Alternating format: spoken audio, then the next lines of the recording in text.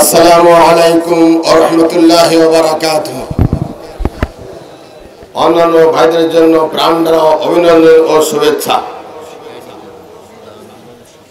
বাবুদা আমদানি সংস্কার আন্দোলনের একটি পর্যায়ে এসে আজকের এই গণসমাবেশের সম্মানিত সভাপতি, সম্মানিত প্রধান অতিথি, সকল পর্যায়ের বিশেষ নেতৃবৃন্দ, আমার সামনে বসা দাঁড়ানো প্রাণ প্রিয় এলাকাবাসী, সাংবাদিক বন্ধুগণ, অনেক আলোচনা হয়েছে, আমরা শুনেছি, কিন্তু আমি একটি বিশেষ বিষয় লক্ষ্য করেছি। রুট অফ অল প্রবলেমস, সকল সমস্যার মূল যেটা, সেখানে হাত দেওয়া হয়নি। আমরা সবাই জানি আল্লাহ তাআলা জগৎ সংসার সৃষ্টি করেছিলেন, কোথায় নদী দরকার, কোথায় সাগর মহাসাগর দরকার, কোথায় খাল দরকার, কোথায় হ্রদ দরকার, কোথায় কি প্রয়োজন, আল্লাহ তাআলা সেভাবে পৃথিবীকে ইন এ ব্যালেন্সড ওয়ে সৃষ্টি করেছিলেন। ইন্টারন্যাশনাল আইন লঙ্ঘন করে আধিপত্যবাদী ভারত সরকার ফারাক্কা বাদ দিয়েছিল।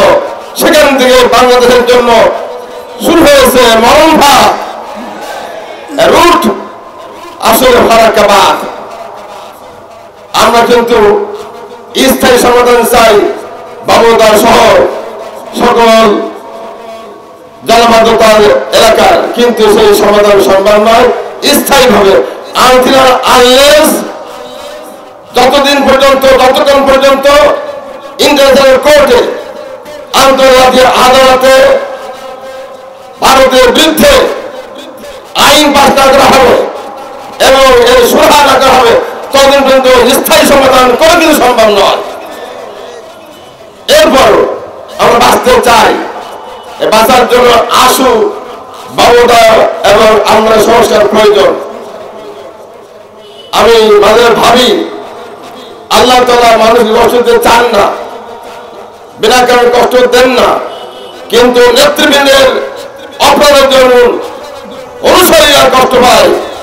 আল্লাহ বলছেন সূরা রুমের 51 আয়াতে,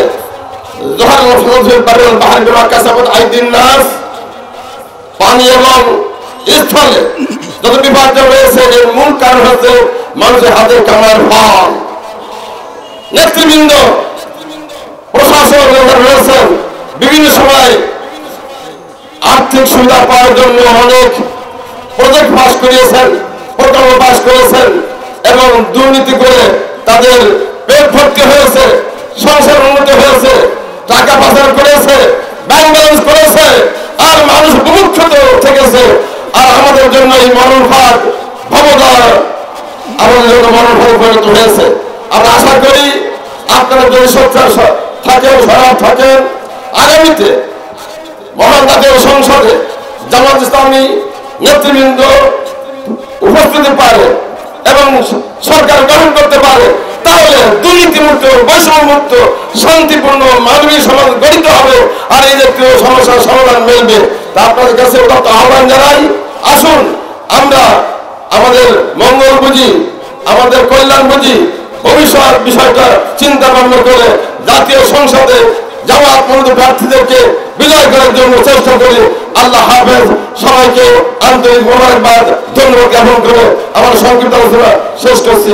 আসসালামু আলাইকুম ওয়া রাহমাতুল্লাহি ওয়া বারাকাতুহু।